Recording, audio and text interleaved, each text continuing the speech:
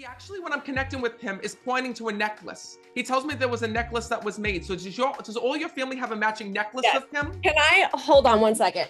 Paris, come here, quick. Who the hell you calling? My daughter.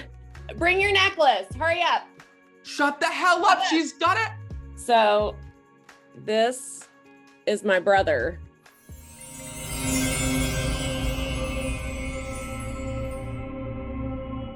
Right away, I'm connecting. Your grandmother's here because she kept saying to me, Matt, she says, that's my little girl. That's my little girl. Letting you know that she's watching over you from the other side. The first thing that she says to me is, Matt, can you please let her know that I'm okay now in spirit? I also have a young man that's here that also died. And he's coming through because he's telling me there's still questions over his passing. And he's telling me that there's still so many uncertain things about how he had died and what had happened. Yeah. So first of all, when I'm connecting with him, was that your brother? Yes. He's here because he was right behind you. And I knew it was your brother because he was with your grandmother. And he also has got his arms right behind you like this. And he says to me, Matt, he says, she is still upset over how I died and what had happened. And you know that he just said to me, Matt, can you thank my sister for the little prayer she said to me before she came on here? So you prayed and you said, please come through. I need you to come through. I need to hear from him. If you're here with me right now, let me know that you're here. He says, you need to let her know I'm here and with her. And more importantly, your brother says to me, let her know that I'm so thankful for the way that she's watching over the family. He tells me that the moment that your brother died, you sprung into action. You did everything that you could to be there to support your family. And he keeps telling me about the way that you had planned his funeral services and like you made sure that your brother was remembered to this day in the best way possible. Yes. He keeps telling me when I'm connecting with him that you have his phone or that there's messages that were kept. Yes. He actually, when I'm connecting with him, is pointing to a necklace. He tells me there was a necklace that was made. So does all your family have a matching necklace of him? Can I hold on one second? Paris, come here, quick. Who the hell you calling? My daughter. Bring your necklace. Hurry up. Shut the hell up. She's got it. Bubba's necklace. So this is my brother. Oh my God. She wears it every day. So know that that's his soul protecting you. Because he said to me, I know about the necklaces that were made. And you know what's so beautiful? When I'm connecting with your brother, he was such a free spirit here in this world. He didn't care about anything. He had no fear. He was fearless. He did what he wanted. He said what he wanted. Even when I'm connecting with him, he shows me him doing some dangerous things here in this world. Yes. I see him going and like racing cars when I'm connecting with him. How do you connect with him? Like peeling out and racing cars, like. Yes. Up and down the street where we grew up. It was the whole thing, drag racing. Yes. Yeah. He showed me that. And then I see him outside and he's showing me like lighting bonfires when I'm connecting with him. He's showing me like him drinking when I'm connecting with him. He says, Matt, he says, I live my life on the edge here in the physical world. Yes. He says, but the day that I died, he says, I didn't expect to leave this world.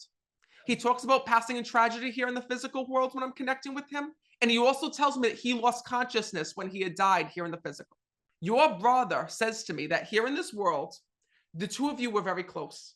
And he tells me that you were his biggest protector and you always, always, always had your eye on him. Mm-hmm. He says to me that the one thing that he wants to let you know is that when he got to the other side, the one thing that he was concerned about was you. Oh. And the fact that he was able to see your daughter from the other side, he was able to see you get married, he was able to see all these beautiful things. It's his way of telling you that he's been with you always. He actually says to me when I'm connecting with him this, he says, Matt, can you tell my sister, thank you for celebrating my birthday. He tells me that you still listen to music that reminds you of him to feel close and all these little things that you do, he sees. He's also whispering in my ear about the tattoo. So did you get a tattoo in memory of him? Shut up. Let me see if I can find the picture. He was in prison and he had all kinds of prison tattoos. So we have a picture of him with a spoon over one eye and his mustache tattoo like this. So you got that tattoo in memory of him? Yes. That's crazy. Yes. But wait a minute. There's one thing that I don't understand with his passing. Okay. Okay. This is what's so crazy. I know that your brother had some addiction issues here in this world. Yes. And he shows me that when he had gone to prison, he talks about, because he actually didn't say prison. He told me going away. That's what he told me. He says, when I went away, he says to me that he was cleaning up his life. And he also says to me there was a relationship that he was trying to hold on to because there was a woman that he was really interested in and really loved. And he was trying to hold on to that relationship here in this world. And I believe that time when he was in prison or that time that he went away, that relationship had faded. Do you understand that? He tells me that that caused him a lot of emotional issues because he really loved this woman. And I know without a doubt that your brother was trying to get better for her. But he also says to me, Matt, I made a mistake. He shows me that when he got out of prison, he talks about getting trapped back into these addictions, getting trapped back into these things. He says to me, this is how I died. And what's really sad is I don't believe that your brother died of an overdose. I believe he was poisoned when I'm speaking to him because he says to me that he did not know what he was taking and he didn't know what was in that substance he was using the day that he died. Do you understand that?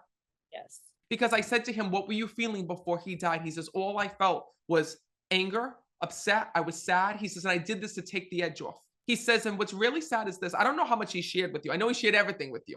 Yes. But I don't know if he shared this piece. He keeps showing me an engagement ring that's here. Do you know if he was planning on getting engaged to this woman or did she get engaged at the time of his departure? Yes, that was Casey. Okay. He says, please let my sister know one thing. He says to me that throughout his life, he says, I made a lot of mistakes. But the one thing that he would have never made the mistake of was leaving this world on purpose because I felt like I could get through anything.